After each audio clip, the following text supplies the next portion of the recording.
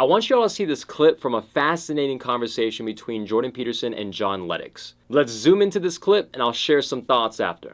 So the prohibition that God places on humanity in Genesis is to not eat of the fruit of the knowledge of good and evil. And it's a very complicated narrative trope. But one of the, in what would you say, the connotations, right? The implications is that there are moral guidelines that are absolute, that aren't within the human realm of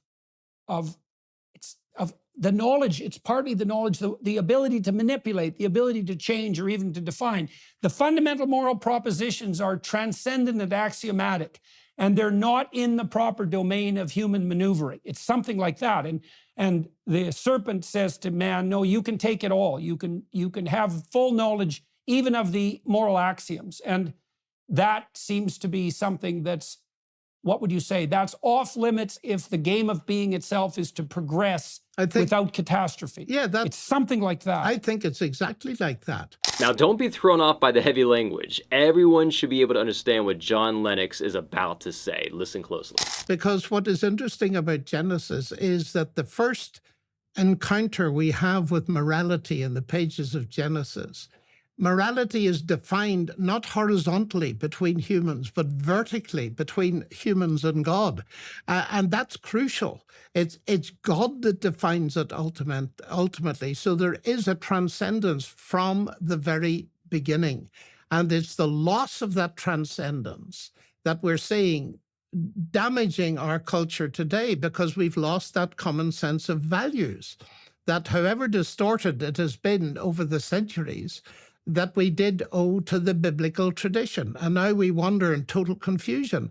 And it interests me greatly that the pressure, particularly on young people today, is to look inside for answers to these questions, when what we need to be teaching them is, no, look outside and have your mind open to the fact that transcendence is real, and that there is a God and there is something bigger. There's something more than materialism is giving you. Now, I feel strongly just to let the Bible speak for itself on this topic. Concerning trusting yourself, this is what the Bible says. The heart is deceitful above all things and desperately wicked. Who can know it? He that trusts in his own heart is a fool, but whosoever walks wisely, he shall be delivered. And listen to this, for from within, out of the heart of men proceed evil thoughts, adulteries, fornications, murders, thefts, covetousness, wickedness, lasciviousness, an evil eye, blasphemy, pride, foolishness. All these evil things come from within and defile the man. And this is what the Bible says to back up John Lennox concerning trusting in that which is outside of you, namely God. Trust in the Lord with all your heart, and lean not on your own understanding. In all your ways acknowledge him, and he shall direct your path. If any of you lack wisdom, let him ask of God, that gives to all men liberally, and upbraideth not, and it shall be given him.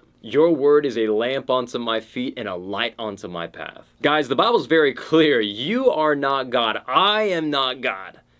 John Lennox, Jordan Peterson are not God. We do not have the answers, and if we trust in ourselves, we will end up in destruction, because we are very weak. I mean, when man is in power, I mean, just look at history. Kingdoms crumbling and people making horrible mistakes. When we trust in ourselves, we will come to ruin, because that is completely opposite to what God did in creating the universe. He made us to trust in him with all of our hearts. And he designed it very simply. If you trust in anything other than God, you will end up in destruction. Your society will come to ruin. And people say, what about these Christian nations and and the Pope and all this stuff? If you look at history, you'll see pride in those people.